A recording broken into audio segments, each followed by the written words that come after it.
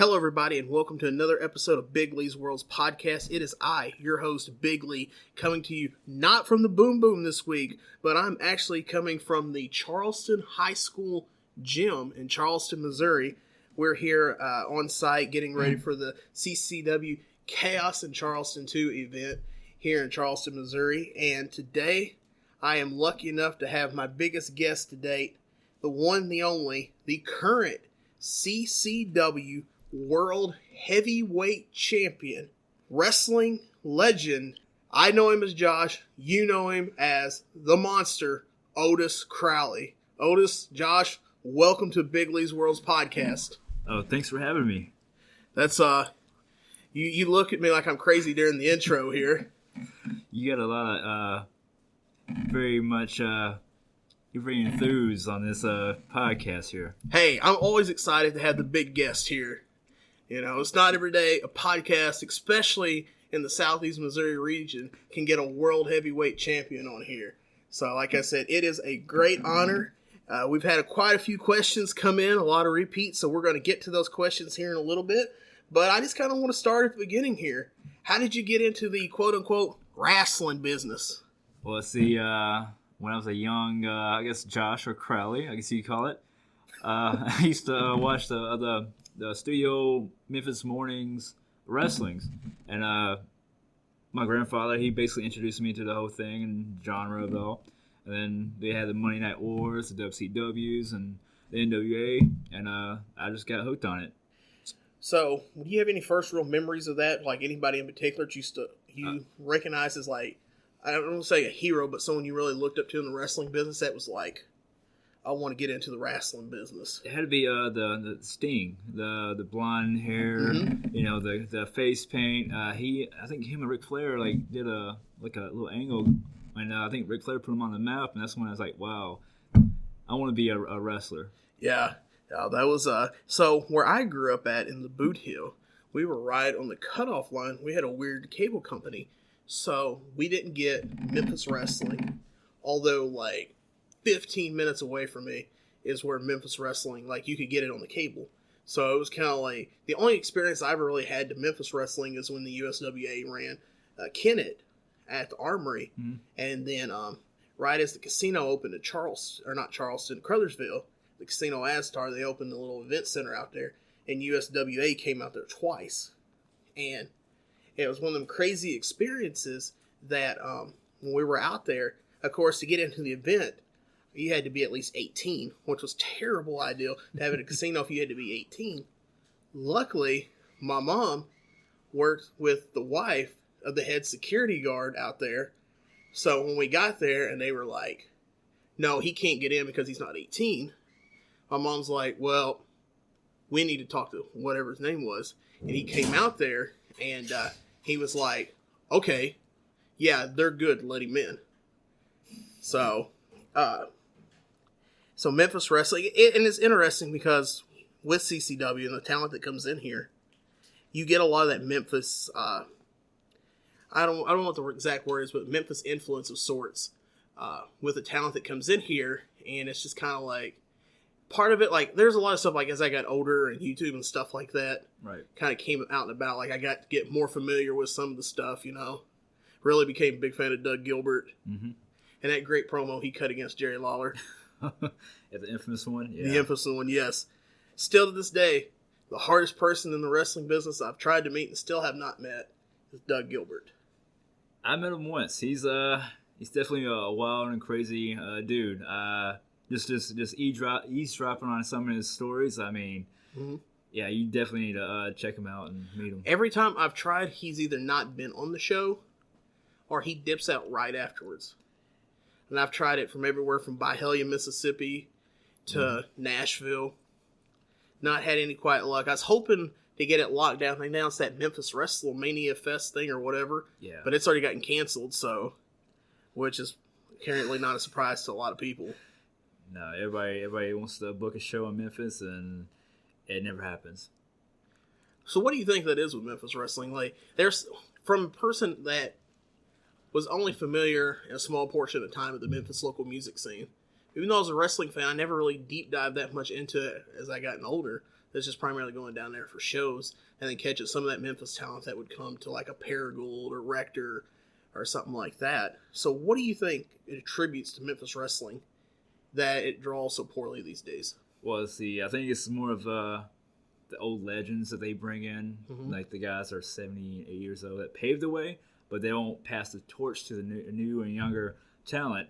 And then you have these really bad mud shows, you call it, or these shit shows that they want to book their friends because they saw something on TV that they want to try. I mean, it's within an 80-mile radius, you have a company. I won't call it a company. It's just like people would just put together a show, and they want to put champions, but they're not really a champion. And it's like friends booking friends. There's not really real talent there. You might have some in the diamond and the rough, but it doesn't really draw. It's basically you're wrestling in front of family and friends, and people are. It's basically going to like a backyard show. And I won't say who it was, because there might be a possibility they listen to this with you being on here. But I know a certain person who was upset that their show did I think it was I want to say it was 1 paid, but it may have been less than 5 paid. And it was pretty well in the crowd was just friends and family. And he went on a Facebook tirade about it. It was just kind of like, oh. So with that being said, so Sting, Flair, big influence that got you into wrestling. You said about your grandfather getting you into wrestling as well. And so with that, what made you not necessarily get into the business, because you said what made you get into it, but how did you get started in the business? Well, see, my brother and a few friends from high school, we used to have these little pay-per-view parties, the ECW one-night stands, the Attitude Era, stuff like that. And we'll go to a friend's house and order pay-per-view, eat some pizza, whatever. And then the matches that we didn't really care for, we'll start throwing our own wrestling match in the living room. And then it get to a point where it's like, let's take it to the backyard. And then as it progressed, we just started to backyard wrestle. We was watching YouTube videos of these maneuvers, and we'll click pause, and we was basically teaching ourselves how to bump on the ground. And one thing led to another. MySpace days came involved, and the MySpace. And I didn't know nothing about indie wrestling, none at all. I just knew there was Memphis wrestling, but it was starting to die down from what it was. And they had an indie show in Byhalia at the Byhalia junior high, and these two guys, they promoted the show. We got up there early, and we asked the guy after the show, could we jump in the ring? And he's like, yeah, no, sure, no problem. So we're over there doing these big high spot moves, and that we seen on the YouTubes and everything else. And the guy just stopped and said, where'd you learn this from? It's like, and we told him, he's like, we're going to train you guys, and we're going to have you on the next show. So we was like ecstatic and about it. And the guy only ran one show. So I looked up a guy named Billy Russ and Sarge O'Reilly, Sexy Sarge. He was the booker for the show. And I sent him a message on MySpace. And I was like, hey, we are trained. We're this, and had no bit of training. And we say, can we show what we have, and can we be on part of your show? And then, I did this, numerous guys around the area that had promotions on MySpace. A lot of them turn us down because they're like, oh, we're going to better our guys. We don't know who you are. And then some people try to rip us off, say, put $1,500 down, we'll train you, and then you do this and this and this to get to our to get a spot. And I thought we was already good enough for it, so I was like, we're gonna do that. So Billy Russ from XOW, he's like, talk to Sarge O'Reilly. We'll get you booked, and we'll see what you're made of. So in Savannah, Tennessee, in February 2008, we had our first dark match with XOW, and it was me, my brother, Jackson or Jonathan, and another buddy. He quit the business already, but his name is DJ, and we got our ass beat. Brandon Bauer was there, and a few other guys. And if you come from the backyard, it's like a total disrespect to everybody that has put their little dues and actually trained or did something. So we're going in there. We're jumping around from post to post doing these stuff, whatever. And it's like, okay, spine busters. Never tell us how to lock up anything. We want to teach you how to do spine busters. So we're repeatedly getting slammed in the mats and stuff like that, and they was basically trying to run us away.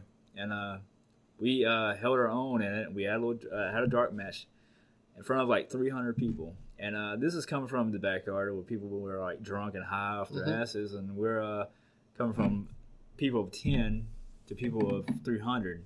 So, and on the card they had Bill Dundee or Jay Lawler or some of the old guys, and the dark match happened. We were lost. We stunk up the place. We had no bit of training. You could tell that it was horrible. And but Sarge, he sees something in us, and he's like, "Y'all need to train. Next show is XYZ. Be there, and we'll put it in your own element of hardcore." So it's something we love to do is do it in hardcore and stuff like that. So, and we did the hardcore match the next month, and ever since then we just basically got booked at these little small outlaw shows, and then we've been doing it ever since.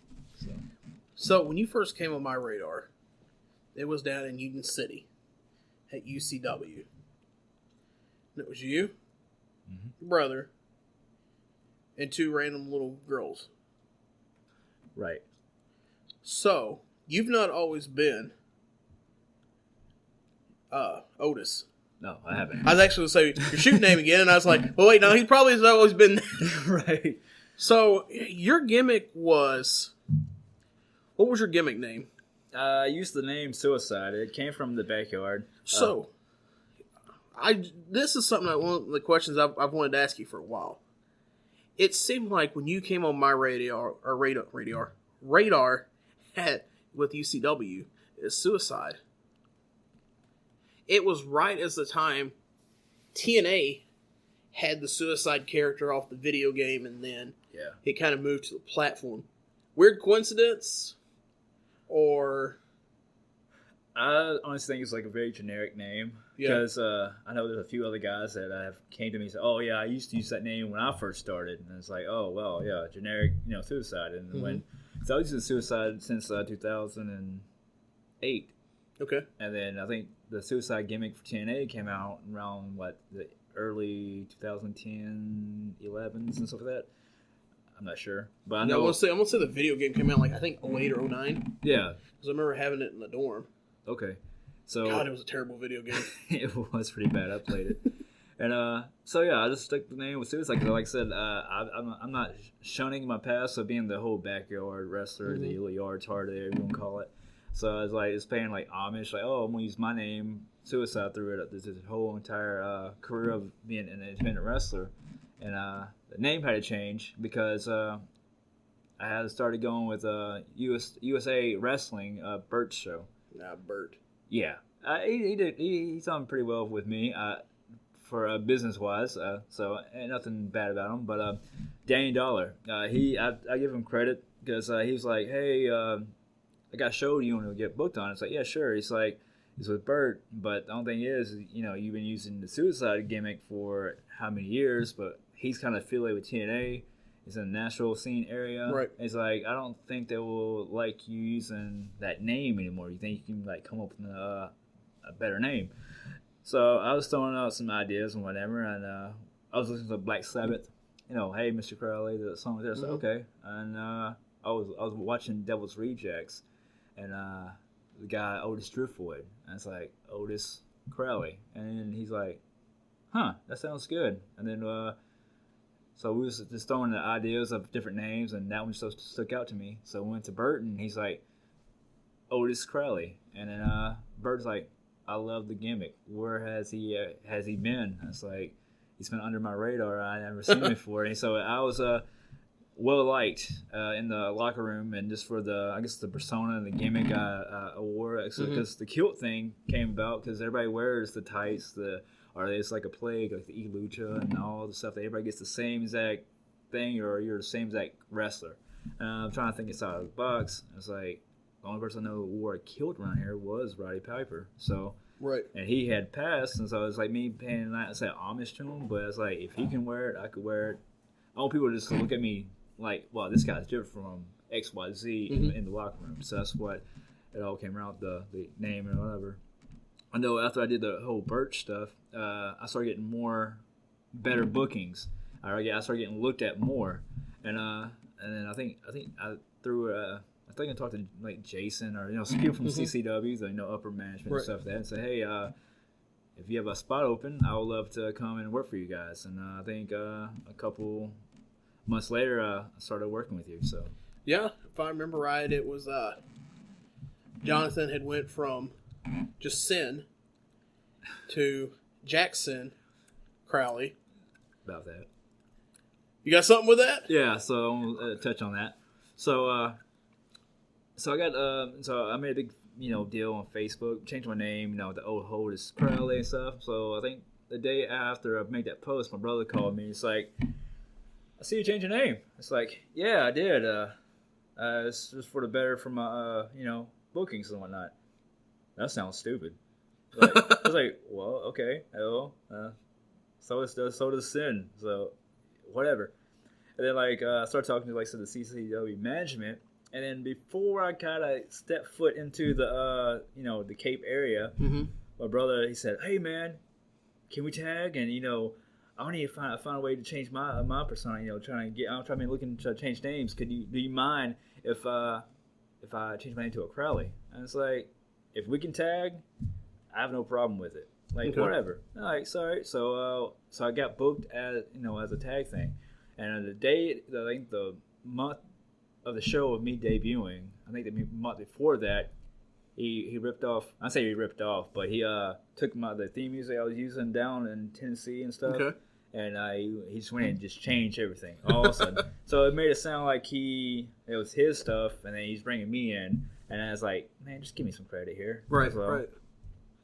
Yeah, that's I always thought it was funny when he did change to Crowley. I gave him a hard time about it. Not knowing anything about that, but anybody that knows Jonathan outside of here, Jonathan does have some strong religious beliefs, and I thought it was very funny him having the Crowley name coming from Alistair. Right. So I kind of gave him a hard time about that. So, and I still think it's funny this day. When I see him, I gave him a hard time still about it because we may have some different beliefs in one another, but. Yeah, I think it's I always thought it was funny. So you came in. I'm trying to remember when you came in. It was, I think, either the August show of 2018. No, I mean before 17. That. Oh, okay. Because here's the thing, and this is what I tell a lot of people when we talk about CCW, and we started to think with Jason a couple weeks ago, and when I continue to get with him, continue to do that. Is there's so many things that go on behind the scenes, like with the front office stuff. Like, I don't get to see a lot of the matches or follow exactly 100% the storylines. And one of the things that was the roughest was up-and-coming people coming in, and they're like, they know I have something to do with CCW. They don't know what, but they're like, hey, you've been here, you watched this, what did you think about my match? And it's like, I've got to be that bad guy. It's like, I got no idea about your match. I've been up front selling tickets. As soon as I get done selling tickets, I go get ready to do the in-ring meet and greet or get ready to do the after-show meet and greet and count down for the night. So I knew you came in. You worked an angle. You were a tag team with him, correct? Jonathan? Well, Jonathan, you started out with a tag team here. Yes. And then you turned on. Did you turn on? You turned on him during that tag team? No, I did not. I think we had one tag match under CCW. It was me and him versus Cody Wilson and. Who's the guy that always quits and hurts his shoulder every time? I forgot his name. He just got remarried. He got married. Oh, I have no idea. Wait, the one that's getting married today? Not him. Oh. Cody Wilson and another guy. I forgot who it was. Was he out of Kansas City? I think so. He had a nice looking physique, body build. Oh, that Vaughn? No. Fuck him. Okay. I was trying to think who else it would be then. Because it wasn't Hollis. I'm trying to think who else that would fit that. I think his name's Dylan. Oh, yeah. He's married Dylan? Ashley. I think they're going to have a kid, aren't they? I think so, because Yeah. I'd say her trying to think who that was. Yeah. Oh, I forgot about that. Yeah. So it was on a casket match, and it was okay. First time seeing us work as a tag team, and I think it went pretty well and whatnot. I think and the month after that, my brother decided he wanted to break his leg with Austin Lane at the baseball field. Yeah. Yeah. And then I think at the Super Show, before the Super Show, I ended up having to leave during like some personal reasons because life sucked at the time, so I had to back out on the all bookings and whatnot. So I took a big break from it. So I remember. I'm trying to remember because I remember you coming in. You were here for a short period of time. You ended up teaming with Justin. Yes. He was... So, here's the thing. Here's what I know about this guy. I knew he was part of the Hell County Misfits. And I knew he did some work with... do what? I got some stuff about to say about that, too. Okay. In a minute, so. I know he did stuff with him, and I know he did stuff with Psycho and Pappy. And I knew when Jason had told me this guy was coming in, he told me, I forgot what he told me his name was, and I was like, I have no idea who it is. And he showed me the picture, and I was like, okay, yeah, I've seen this guy before. And so you came in with him, and then what I remember is the last time I had seen you for the show, it was you, him, and Pappy. Mm-hmm. And then that was the last I'd seen you at CCW. So you're gone. You get life together. What was you going to say about the Hell County? So, yeah, he had because Jay, or Justin, he gave me a call. And it's like, hey, I'm going to start tagging with you in CCW. It's like, oh, okay. But they want me to change my name. All right, what do you mean? It's like, yeah, they want to, fit, more of the gimmick up here and stuff like that. It's like, don't do it. Like, use J Webb. I don't care. Don't use... My personal tone, like, personally, I don't care what you use. Just that stick to your ground. If you're gonna change your name, do it by you. Don't have another person. Hey, we're gonna book you, but you gotta change your name. I was definitely against that, but I guess the guy, he wanted to to work up here and have a new venue, new spot. So he had to, I guess, make something up real quick to fit with the gimmick and persona. So I remember that night at the Super Show. When it was you, him, and Pappy, because I hadn't seen Pappy in a hot minute. Mm-hmm. And I went over and talked to him. Because it was one of my biggest things was I always wanted to get the whole Jumpsuit Mafia up here. And, of course, sadly, before Psycho's passing, like, that was one of the things that was like, we were going back and forth with him, like, that previous October of, like, hey, what's it going to take? What do you need? Like, we don't care, like, at this point, it's like, we don't care about the money or anything like that. If you need help getting this or this to get you ready. Because we're at the belief at this time that he's getting better. Right. He's getting healthier. We're like, hey, we don't care if you need help covering blood work, license insurance, any of that. We'll help you do it. Well, it's no big deal.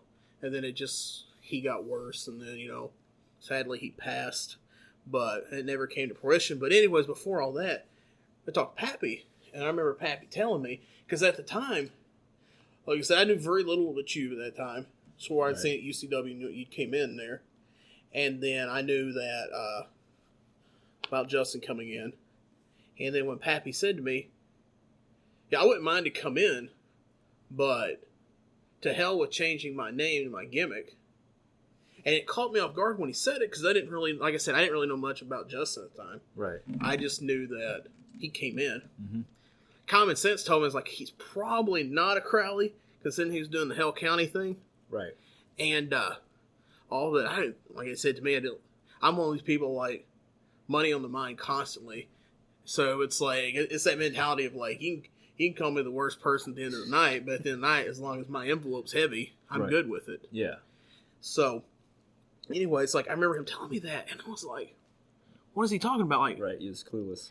Because it's like, it's not we, when I was a part of CCW, it was one of those things, like we had a lot of people that did come up from West Tennessee, Arkansas, that knew the guys' gimmicks down there, and we had a whole nother market that didn't. I always felt like, though, with Psycho and Pappy's gimmick, was if they were to come in together, because Psycho came in and did a couple spots for us, and, he didn't change his name, so that's what really made me stick in my mind when he said it. I was like, what is he saying that for? But it was like, when he told me that, and I'm thinking, well, your gimmick is known. So I don't see why you would think that would make you change your gimmick. Right. Or your name or anything like that. Yeah. So that kind of, kind of threw me for a loop. So you take time off, personal issues, life starts to get better for you. Yeah. And so you're going to make your CCW quote-unquote surprise return, re-debut, however you want to put it. It's actually funny. I was talking to Otis about this while we were getting lunch today, and I was kind of explaining to him that when the ideal was told to me that you were coming back and you were going to be the quote-unquote mystery person, I was kind of like, huh, that's interesting. Because we'd had that show, I remember it was like so it was Homicide and Hernandez as like the quote unquote draw as far as like the name. And that ended up being some of the things along with management, like kind of a disagreement. I don't want to say really a disagreement as much as along the lines of like, okay, this is the draw. This is what people in management put out as the quote unquote flyer poster for the show.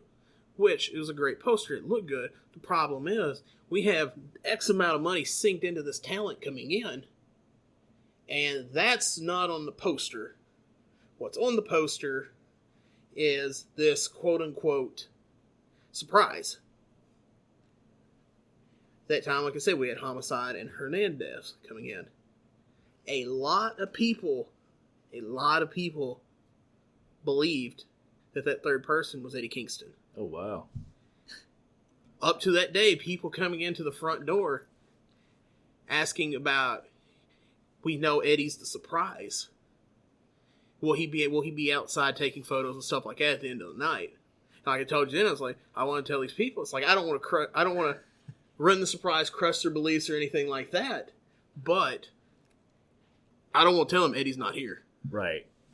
So with that, kind of going into it, and like I told them before, I was like, with this stuff, I guess people are going to expect Eddie's going to be a surprise. Eddie's already been working with our good friends up at Glory Pro in St. Louis, kind of doing stuff there, so he's known to be around this area, and he's not really booked that day anywhere that he's put out, so it's kind of like, oh, Eddie's not saying he's booked anywhere, there's a mystery person, and everyone's like, okay, it's going to be Eddie, it's going to be Eddie, it's going to be Eddie. Well, it wasn't Eddie. It was you. Yeah, it was me. Now, I feel like you probably would have gotten a stronger reaction, probably not a positive reaction, a stronger negative reaction, with the when that happened under two circumstances. One, had it not been, quote unquote, believed that it was going to be Eddie. Two, if your match would have went on before the tag match with LAX and the Hustlers. I agree. I think that I kind of understand, like, you want your main belt as your top belt's your main event, but I feel like it would have, I don't want to say it would have gotten over, but I think you would have got a more reaction to it, and it would have got people a little bit more invested in it, because I don't know if you got to watch the match with LAX and the Hustlers. I did. It was a barn burner of a match. It was a great match, a lot of energy. It took a lot out of the crowd. They put 110% on the line, which is not something you'd really expect from, two legends that are just, a lot of people see these legends that come in, and then they're like, okay, they're just going to come in, do a spot, call it a day. These guys went out there. They'd done the seminar the night before. They were hungry. Like, they were wanting, like, just like a new guy coming in. So it was just kind of like, oh, okay. So they're doing all this, and now we're like, the crowd's beat, kind of wore out. And then here comes the main. So I think, like, that card should have been adjusted. I think it would have gave more time for it to sink in what was going on. Oh, yeah. And I think also with me, so there's a transitional period in wrestling fan bases, I feel like, every year. Fans come and fans go. Those fans from at that when they last seen you at the Super Show 2, probably didn't know exactly who you were then. Right. And let's say we're diehards or they'd follow, you know, the Tennessee area. Right. And so they're kind of like, okay, here's a guy coming out to fight another guy for the belt that we got no idea who he is. I think you put on a great match, and I think you won some fans over from it, for sure. But I think that initial reaction was just kind of like, so what's going on here? Right, who is he? Yeah, he does not look like Eddie. Right. So with that being said, you come in, you get the belt. I did. You got the belt. Yeah. I told you, this man, he is a wrestling legend. Legend. The CCW heavyweight champion, Otis Crowley. Let's see, I'm not a, what do you call it, a title mark? Belt mark? Yeah, none of that. When I was told, not only was I told, when I won the match, it was a surprise. Mm-hmm.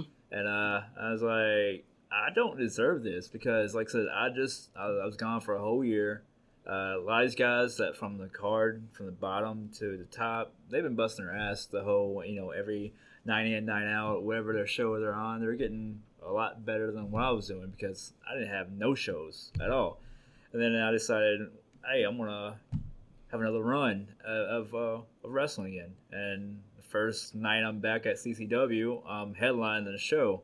I didn't want it. It just happened. And I'm thankful for it. It's just that I don't usually see myself in the spotlight like everyone else.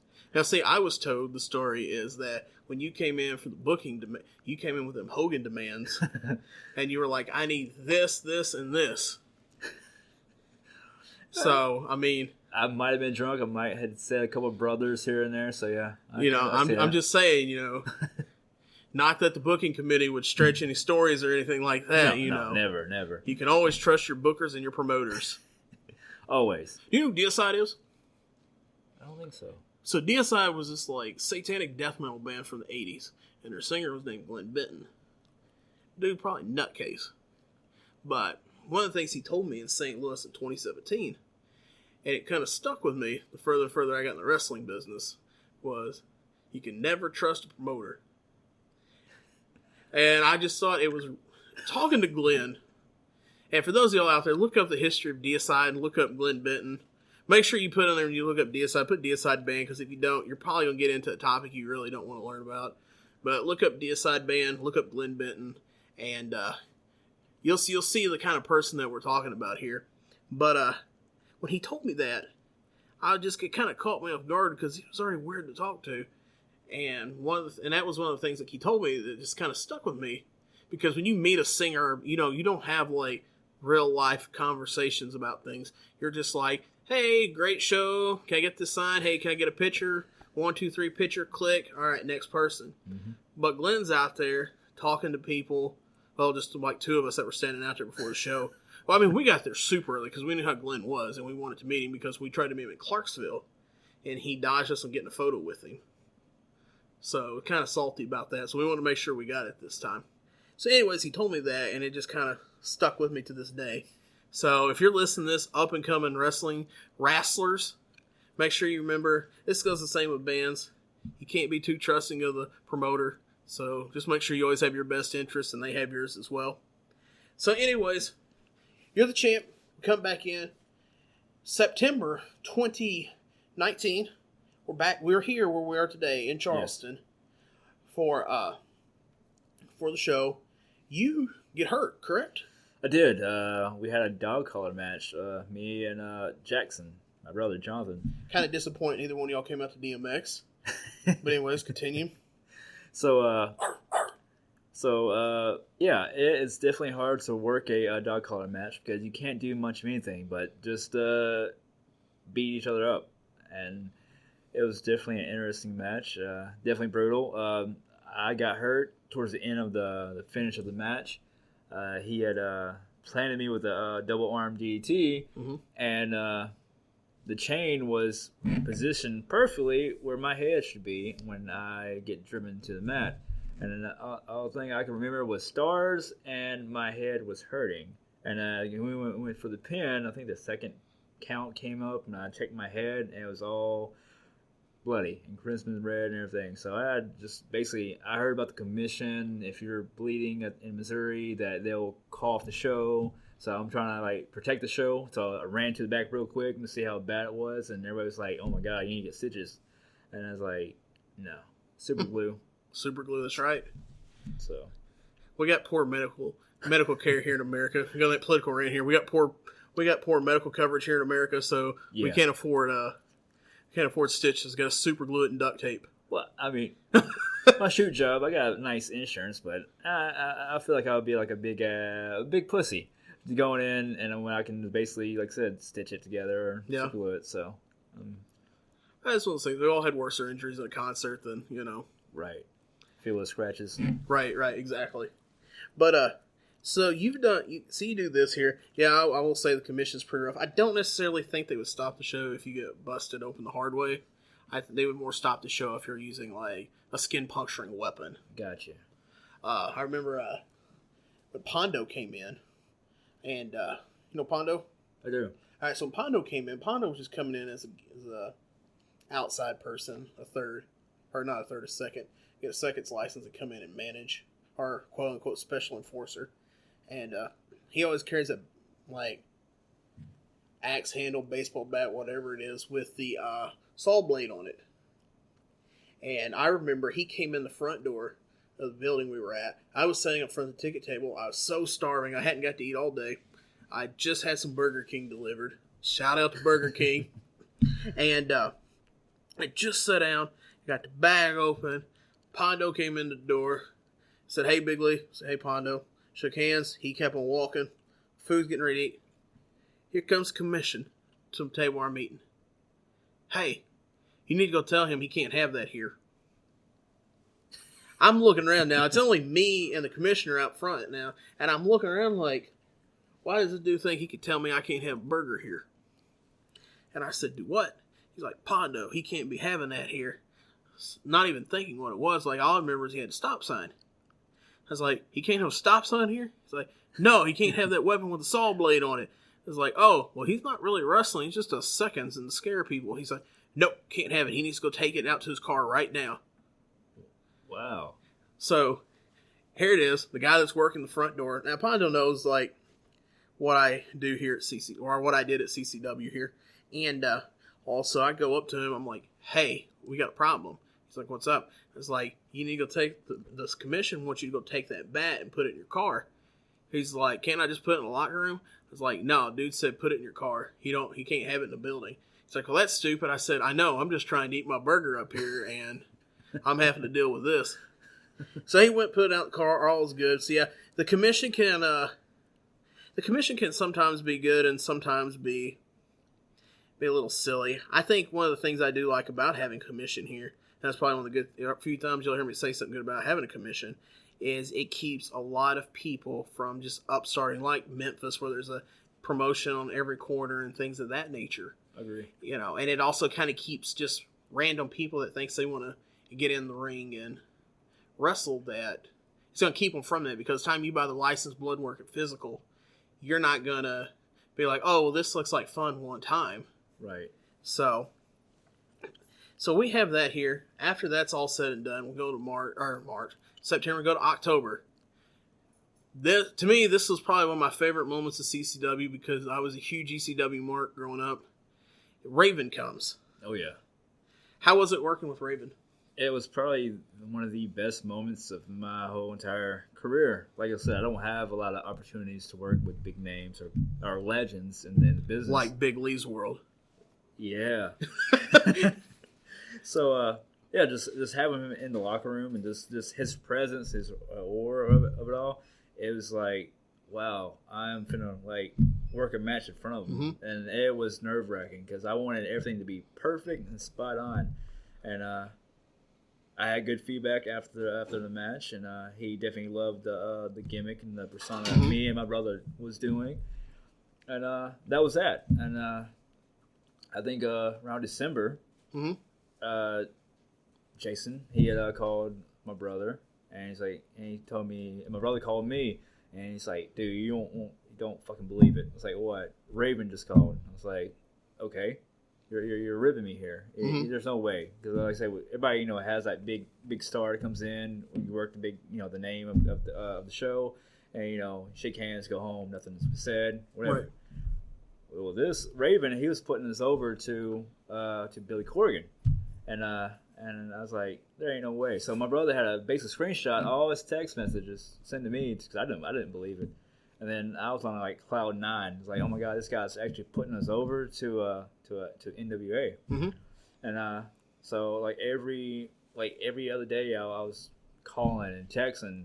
You heard any news? I need to know. And like, because I think the day before I got the phone call from Jonathan, I was telling him, I was like, man, I've been curtain jerking. I've been basically main event. I've done the little small awards I get at these shows. So like, I think I want to like basically call it quits, and because I done it all. I'm not really having so much fun, per se, because I did it all, and I enjoy helping the newer guys. They pull something together, stuff like that. But I was like, man, I think I'm gonna call it off, because like I said, Marco, he just got that push to being a AEW superstar. And I know me and Jonathan had more so Jonathan helped him in his career for the most part, and it was nice seeing him, getting signed. It's like, well, I'm pretty decent in the ring. I got some kind of charisma. I was like, I need to find a place to get looked at and get over it as well. Mm-hmm. And then when Raven he texted and called and was like, that just basically lit a big fire under my ass here. It's like, if this guy can believe in us, I can push till I can't push anymore and go for it. And that's what I've been doing since, trying to market myself. I'm on Twitter, and I don't know how to do Twitter, and all the social platforms and stuff like that. But it was definitely a great experience to work with Raven. Yeah, I'm pretty sure you got the Twitter. I'm pretty sure you're fairly active with me on Twitter. That's pretty well about it. That's about it. Still trying to learn how to retweet and post things. So I remember Jason I'm trying to remember how it went. Either Jason showed me the text message. So Jason showed me the text message at KFC. Shout out to KFC. You'd be surprised how many CCW meetings happen at the Cave Road KFC. I bet there's a lot. There is a lot. But so he showed me the text message that Raven had reached out to get Jonathan's number. And he sent it to him. And it was in the afternoon the next day, I think it was. He's like, dude, you got to call me really, really quick. It's super important. And I'm like, okay. So I call him. What's up? I'm thinking he's going to tell me some guy's coming in that I either have no clue who it is or something like that. And it's when he told me what happened with you, Corgan, and Raven, right, and all that. So that was a super cool experience. But at that same time, you've now sort of put a close to the book with you and Jonathan, or Jackson Crowley, and now you move into an angle with a good friend of mine, fellow CCW. I won't say CCW legend just yet. CCW superstar, and also previously a guest on Big Lee's World's podcast, which you can go check out the archive at bigleesworld.com or on your favorite podcast platforms. Mr. Cash Borden. Yeah. Before all this started, had you ever heard of Cash Borden? I have. When I was going up to Illinois, me and Marco, we used to go up there to the Strictly Insane. Mm-hmm. And that was Marco's pretty much his opponent for every time he got booked up there. And I seen Cash. I seen some of his work he did in the ring, and I definitely seen he had the grasp of things, because I know a lot of people on that show. Nothing against the guys and girls there, but it's not that great. Right. And it's long. It's very long. I worked a match with one of the Devin Cutter. Mm-hmm. I worked him in a Sad cage. They retired. Yeah, they're really good dudes. And I think me and him was on. We had started working each other around 1 a.m. Mm-hmm. And it was just crazy. But yeah, I seen Cash. He's really good. I like him. So y'all start the angle at the Axel McClure show. Come in. It's was a hardcore rule, no disqualification match, correct? Yes. And then, of course, it came with the Dusty finish, and Right. so that led to, that really put more stock into you as far as like getting it. I think there's always something to be said. It's like if you work the same angle over and over again with somebody, people are just kind of like, okay, well, we want to see something different. On the opposite end of that, like we've had people for a long time wanting Cash to come here, I've been working for a long time to get Cash to agree to come here. And so getting some heat with said Illinois Booker because he believes that we went and stole his top talent, which is not true. Nonetheless, so Cash finally comes in. Now we've got Cash, who's got the reputation of the deathmatch, of the hardcore, more out and wild. And now we have you, who's building that same reputation of sorts of being more of the hardcore, more of the violence. So now this is going to come to Clash in Delta with the Dusty finish. People really enjoyed the match. A lot of people was upset with the finish. So, of course, CCW doesn't run in December. Goes to January to their show, the One Night Riot. And that leads to... Where are you at in this show? Because who did you work in that show? Did you work Cash again? I did. Okay, so Cash pulled double duty that night because he ended up winning the Battle Royal. Yes, he did. And then you went over that night, correct? I did. And then he won the Battle Royal. Mm-hmm. So now that sets up... Well, actually, he won by DQ, I think. Okay. Yeah. So this match wasn't another hardcore match. This was just a regular... Right, just a regular match. Puro wrestling match. Yes. So now, him winning the Battle Royal, or Riot match. Riot match, yeah. So that sets up for him at the Super Show to get a title shot. Right. If you get the W, as our good brother Mance Warner says, get the dumb, hit the pay window. You do it tonight. Mm-hmm. You do it at the March show on the 21st of March in Delta. That sets the Super Show main event, you versus Cash. What would you like to see out of that match? Do you think that you're going to get the W over Rhino? Do you think you've got what it takes to knock off an ECW legend? I'm sure I can. I mean, you said the War Machine and the Gore Machine? Yeah, I'm pretty gory. And, I mean, I will go to war with Rhino. But, I mean, I'm still young and agile. I'm pretty sure he's pretty quick, too. But I'm like a wild pit bull. A Chihuahua. Chihuahua. Yes, I'm like a spider monkey when it comes to him. Because, in case anybody doesn't know, I've worked bigger guys. I ain't that tall or not big either, but I've worked bigger guys. I've done the David and Goliath matches. And so this is not a walk in the park, but it's definitely going to be a tough one. So I'm definitely excited and nervous about this opportunity, but I think I can handle my own in the ring. So, like I said, you get through this, and then you go to March. We've not been told yet what March looks like for you. I will not be there. Of course, we have the Necro Butcher fundraiser, IWA East Coast out in West Virginia, that we're going to head up that night to help raise money for Necro. So, but I'm sure we'll be back for the Super Show. And with that, what do you expect? What do you want out of this match? What do you want out of Cash Borden versus Otis Crowley at the biggest CCW show of the year in the main event? Do you want a technical match? Do you want a Falls Count Anywhere match? I think I just wanted to just be the show stealer, the match of the night. People always go and like talk about, oh, you've seen Cash and Otis, because like I said, I'm pretty sure we're both technical in some degree and standpoint, but they have not seen the technical side of us, and I know we can definitely get extreme. So I would like to have like a mix of every genre of that and just clash in one match that night. I feel you. So they get like a taste of everything they can in that one big thing, yeah. So, with that being said, that gets us kind of caught up to current here. We do have a few questions to come in. So, one of the main repeat questions we have, what's been your favorite match? Like, recent or just all time? All time. I'll say my few years being in the business, it was me and Jay Webb, or Jen Crowley, or whoever you want to call him. me and him versus the Asylum, Psycho and Pappy. It was Okay. out in Grenada. It was a big like a mud show, like whatever, like it's called Thunder on the Water. We was semi on the card. They have a big reputation, by the way. No one would like to work them because if you look at them, they you can get hurt.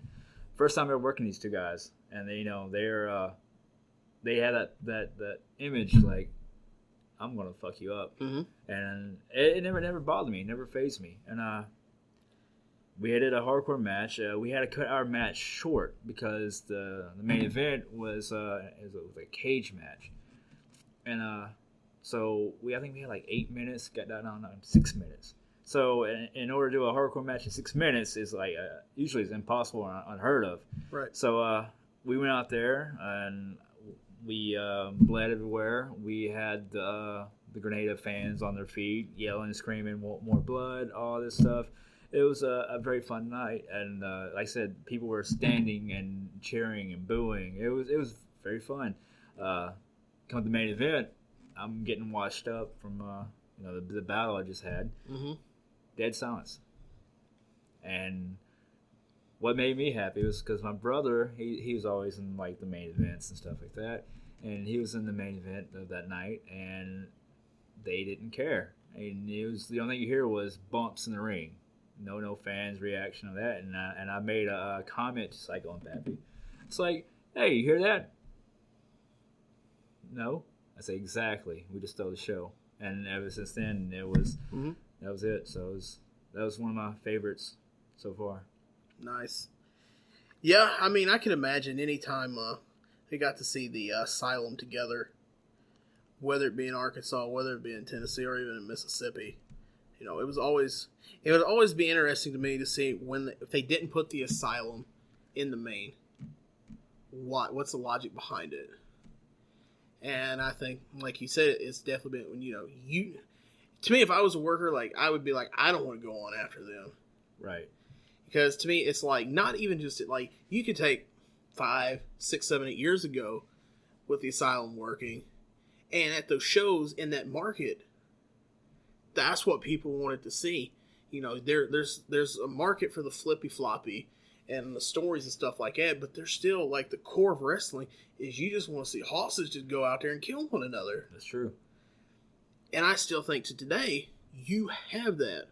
And I think for the longest that was one of the things that CCW missed is we didn't have them hoss fight wars. Like, and of course, it's kind of hard to do with the state of Missouri. I get that, but there's still always a way that, and I can go on a whole tyrant here about running in Illinois and stuff like that, but that's for another podcast on another day. But, and I think that's what you and Cash together bring now is almost of a style of what you would have with the Asylum back then. And then, like I said earlier, I've known Psycho for years. Psycho calls me to get my first light tube bump because Mr. James Arnez was in the wrong spot at the wrong time and I was walking back with a hamburger. So, there's a fun fact for you. In good old Malden, Missouri. But, I feel like that style, y'all have that, you and Cash have that, and I feel like y'all are working in a way to where that's what the crowd really wants to see. And we have there's a strong demographic there for the flips and stuff like that. But like I said, there's always going to be that demand for that more hard-hitting, through the crowd, weapons. There's always that. That's why, to me, like I feel like ECW, everyone talks about like the flips and stuff like that, the ECW guys with the Guerreros and stuff like that. I don't think of that. Right. I think Sandman, New Jack, Raven, Rhino, blood, guts, gore, violence. That's what I remember falling in love with ECW. That's what got me into XPW, FMW, and nowadays GCW and H2O. So, there's always going to be a demand for that, and I'm glad that you're bringing it here. You're opening more eyes for fans to come in with that. I'm trying to remember the other questions I had because I was going to pull it up here. And I know Shannon Young had a question about you. I think it was something along the lines of how does it feel to be better looking than Justin Smart or something like that. So I don't know what the right response for that is. That may be all on you. It's got to be the beard. It's got to be the beard. Women love beard. I mean, I just recently got married. She Congratulations. My tongue. I got 2 tongues. I'm like the devil here. So yeah.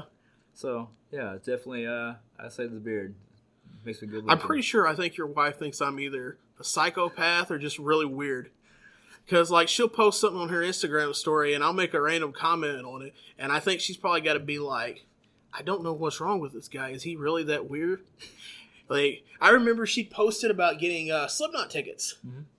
And I remember commenting on there after she posted that. And I was like, I put on there, it's like, I'm going to tell him he should get to. Because I didn't even think about it first. That it was already bought from Memphis. Yeah. It's like, we're going to go to the Nashville one because Nashville shows are always better than Memphis shows. And then after I posted that on there, I'm like, she probably thinks, this weirdo is going to try to convince him to get different tickets than what I got him for his Valentine's Day league. So, if she's listening to this, I'm not near as weird as I seem on the internet. No. Nah, I'm probably weirder, but that's another story for another day as well. So I did have other verbal questions submitted, and I was told that you may have a slightly strong opinion on this. Okay. But Mr. Jason Wells wanted me to ask, what is better to you? Arkansas wrestling or Tennessee wrestling? Neither.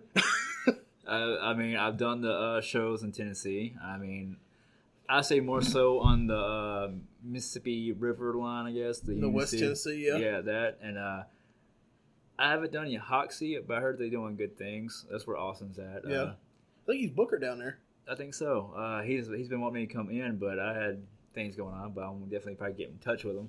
But I don't know. It's that earlier in my career, I'd done the Arkansas and the Tennessees and stuff. I just want to branch even further out. But the more I go out, they still have that same exact Tennessee feel going to an Indiana show. They all have shit shows.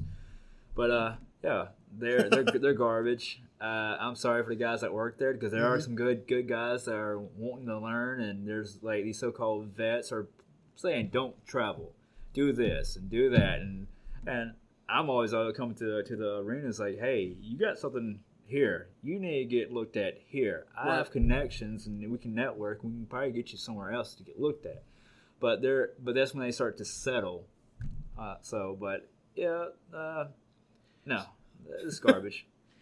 Still one of the best things I've ever seen, and I'm pretty sure I know he does at one point in time. If you make it down to Hoxie, was it SECW, I think? I think so. Got work down there. I knew him from my time in Paragould. Reggie Montgomery. I think I heard of him. He is a guy. So let me put this out there for those of y'all who don't know Reggie Montgomery. He's probably one of the best gimmicks out there, but I don't necessarily know how well it would go further north than Arkansas. Reggie is the guy that is African American. He walks out to the ring. He sees all the white people in the crowd, and he throws crackers at them. And it gets him mad heat. So I remember anytime I see him, like I was just like a kid in a candy store. I'm like, he's going to throw a cracker at me. He's going to throw a cracker at me. And then next thing you know, here he comes walking by, and he throws a cracker at me. He says, here you go, cracker. And I'm like, yeah! He threw a cracker at me. So, I love it. I actually, Austin, if you don't let me forget after this, I'll show it to you when we get finished here. He actually had Reggie cut a promo on me last year, and he sent it to me. Because I told him before, I was like, yeah, man, like, Arkansas, like, there were some guys down there, but, man, one of my favorites was, I was telling him about describing Reggie, and he's like, oh, yeah, I know Reggie, and he's going details and stuff like that, so that was one of my happiest times of dealing with Arkansas, because I did, a lot of people think that my first real experience with dealing with the back office of wrestling was with CCW, but I had a little bit of time in 2011 down in Paragould when Big Indian I know him, was running a show down there, and that was kind of when social media down there was getting kind of big, and of course, like, I had MBA, so it's like, I'm well aware of what needs to be done with this, so it's kind of helping them out with it, and then kind of seeing what was going on beforehand to kind of get that promoted on the Facebooks and stuff like that. So Of course, as with a lot of Arkansas wrestling, it shut down. And then I moved on to having to get the real big boy job and getting out of the area. So, but yeah. So, what does the future hold for Otis Crowley? The future. You ever gonna buy a new hoodie? I swear, every time I see you, you wear the same hoodie. I do have another hoodie. I just didn't bring it out. It's my good luck hoodie. So. Oh, okay. Yeah. You do like I did and get food all over it. Yeah, at least it ain't gravy. Yeah, gravy. That's exactly what it is. The future for Otis Crowley. I'm just trying to network right now. I'm gonna do a few tryouts. There's like the Evolve stuff. Okay, yeah. I've talked to a few other people around the area that have went there and did tryouts and stuff, and they gave me pointers and advice when going into it. So I mean, I've been doing this for about 12 years now, but nothing in those 12 years actually meant anything besides the little awards and stuff. But I figured since I have enough ring knowledge that I got from from the Psychos, the Pappies, the Brandon Barbwires, the people that definitely gave me advice, I think I can definitely use that. Especially, I think I do have a nice gimmick that I got on my own and made organically, and people are definitely drawn to it. That I could definitely so drawn enough they stole the gimmick. Dun dun dun. Jonathan. Yeah, so future is definitely going to more tryouts and trying to get bigger on a bigger platform because I definitely see myself. Oh, if you said get bigger, I think it was like hit the gas. I need to. I'm losing a lot of weight. I don't know you came talking about losing too much weight. I just seen you finish. You was the only one at the table today of the group to finish their food. Yeah, I ate all my meats. So the smallest man at the table is the only one that finished his plate. So yeah. So that shows you about what people think of body size. Yeah. That's your PSA for today. So besides that, you really start to get yourself out there. You start getting a merch game. I have. It was because of you. You sent me a text thing online saying, "Hey, check this out. You can definitely get your merch going." And I was like, "I'm gonna take this opportunity to go for it." And then I've been creating my own designs and stuff. And that's awesome. Shout out to the Pinrod, to I think Justin, the older guy. Yeah. He's probably the only one so far that's been supporting me as much as on the online thing. I'm definitely going to get some more physical T-shirts. I was going to say, are you selling gimmick now at the tables, or do you do that yet? Or not as yet. I just let the online store take care of it. But I know I have a lot of people that are wanting the actual T-shirt at the show, so I'm going to definitely bring it to the shows. So yeah, I try to send anybody that I feel like deserves it and are good people. I consider you to be good people. So I wanted anything like I could find out to help, or anything like any connections that I have that can help you. I definitely want to put that out there, even though he only responds to like one of every 3 messages I send him. So just a busy man. I think I sent you a deal about a hookup on getting some prints printed, and I did not reply. Yeah, you didn't. I didn't leave you on red though. It's still got a little bubble. So. Yeah, see how it is. And you know what else? He also didn't get the prints because the deal ended. I didn't. Yeah. But a lot of people don't do autographs. They like to wear things up here, like a wristband or a T-shirt or a hat. You'd be surprised. There's still a solid market for 8x10s and stuff like that. And then here's another PSA for y'all, kind of on the side point, especially if y'all are out there and you're wanting to get your feet whipped in the merch and all that stuff. Subscribe to Walgreens email. I know it sounds crazy, but Walgreens sends you a lot of great deals for photos, photo prints, things like that. Personally, for me, a lot of things that we're going to that Glory Pro show tomorrow, their anniversary show with Gage and all them. And usually about once every 2 weeks, they'll send me a thing in the email that says, hey, use this code to get a free 8x10. So I'll go through and get one picture so I can get up there and get signed, stuff like that. But it's like, hey, if it gets rent beforehand, it's like that. It didn't cost me anything. But a lot of times, like for those photos and stuff like that, they'll do like 10 cents if you get 50 of them. So, that comes out to like, what is it, like 10 cents. You sell it for $3 or $4, sign it. They got a memorial, and you just make great bank. So that's another tidbit from the NBA side of Big League's world. So I was trying to think here. So you have that coming up. Where can everybody find you at? Facebook. You can definitely look up my shoot name. Where are we at on making that like page? I have a like page, but I don't really use it as often. So Really? yeah, and my Facebook like page or page of it is Otis Crowley. See, I didn't even know you had one. See? Yeah, because I don't use it. I got like 20 likes. So, Okay. Yeah, I don't really use it. I know a lot of people from the Cape area and around it, they found my real name. It was just figured out. So Right. If you're listening to this and you have not figured out what his real name is, just look up Jonathan Porterfield. right, And or the ads for this podcast that he's tagged in. yes. If you can't figure it out from there, I don't know what to tell you. Yep. And Instagram, it's Otis Crowley or Dropkick Hobo. That is my PS gamer tag that I use. I don't play as often. It's something from the Xbox. I don't play as often, but that's my gamer tag as well. And I just now recently started using Twitter again, and it's Otis Crowley, at Otis Crowley. Yeah. So. Anywhere else they can find you? You gonna put your legit physical address out there? I have an OnlyFans.com account. Right. OnlyFans.com/suicide. Mm-hmm. There's probably somebody out there that we just plugged in their like. Probably so. Right. They want to be go viral and get so many hits off of it. Yeah. Remember, folks, OnlyFans are things that are not supposed to joke about. Yeah. So speaking of that, that's a controversial subject. I was telling you today at lunch about the OnlyFans getting hacked or leaked or whatever, and 1.6 terabytes getting out there, and it always sucks anytime like anybody hurts your revenue of advertising or your advertising revenue or whatever it is. Like they're gonna those people may take some hits from not having their information leaked out. Whether or not it's did they lose a sale? Were the people actually looking at that and then they just magically found it? But something I want to ask you about, and it just kind of made me think about it. I'll get your opinion on this to see if I'm crazy or not. But so something like that. You see the people online and they get upset that their stuff got leaked. Now, there is a debate of, it's the internet, it's going to happen. Yeah, it sucks it happened to you, but when you put stuff like that out there, it's going to happen.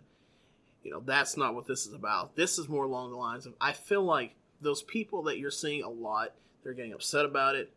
Those are the same people that watch movies illegally or listen to music illegally, share Netflix passwords, things of that nature.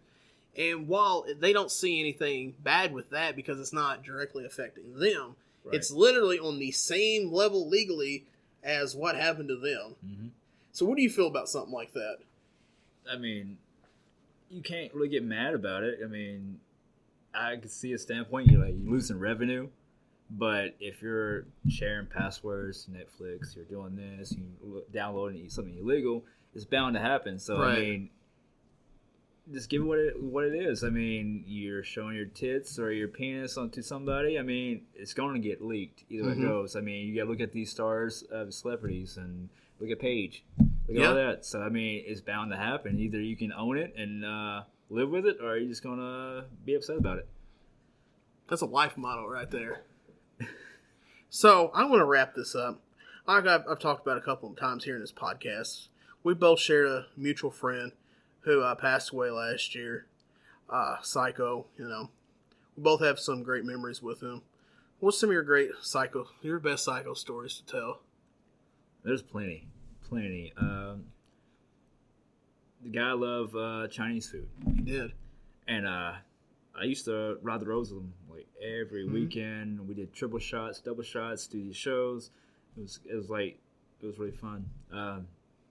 He hooked me up on these milkshakes, like a Route 44 milkshake, like bumpers and stuff like that. And we killed it, right? And then we went to after we did that, we went straight to the sushi place. And ate sushi. This man, he'll eat. And then his favorite place to do after a show, find a good place to eat. And sushi doesn't sit well with my stomach. And he had a Thunderbird, a white Thunderbird. And I sat in the back seat, Pappy in the passenger, he's in front. And I have manners and whatnot. And I'm very weird and quiet and whatnot. And we'll do karaoke. We always play 50 Cent because I thought I was the next rapper. Mm-hmm. So I'm over badly, rapping to 50 Cent, and they're all cheering me on while they play Beach Boys and stuff like that. And I was like, hey man, I need to sit by your car. I gotta pass gas. And he's like, it's like, man, just fucking fart. So I let one out. It was silent, right?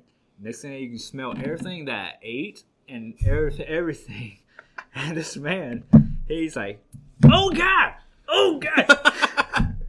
And he's waving the door like he's trying to vent it all out. Yeah, I shit my pants on all stuff from it all. And I was not allowed to eat sushi or pass gas in the car ever again. So, yeah. But we definitely had some good moments up and down the road. But that one definitely stood out, being one of the funniest. They like to rib me as well. Him and Pappy, they always like to fight. And when they start fighting, I just shut up. And, man, it sounded so real. And I just wanted to get dropped off at the nearest gas station and just walk home. But as soon as they are about to go at it head to head, they just like, oh, we're just ribbing you. I'm like, God damn. Nice. Yeah, I remember you talking about Chinese food. Made me think right after the funeral. That had to be like the worst Chinese place I've ever been to in my life. And I've been to some pretty bad ones. And, God, that was terrible. Like, it wasn't good. That's pretty well any Chinese place in southeast Missouri. But that one was especially rough. So, like I said, he was a great guy. We miss you. We love you, man. Like, we're going to do this to keep making you proud. And, like I said, appreciate having you on here, man. Do you have anything else you want to plug or put over while we're on here today? Yes, I got a couple guys who are doing some custom gear for me. Rockwell Mass, he does the AEW, WWE, NXT stuff. We're working together and getting something together for my gimmick persona. He's really good in leather making.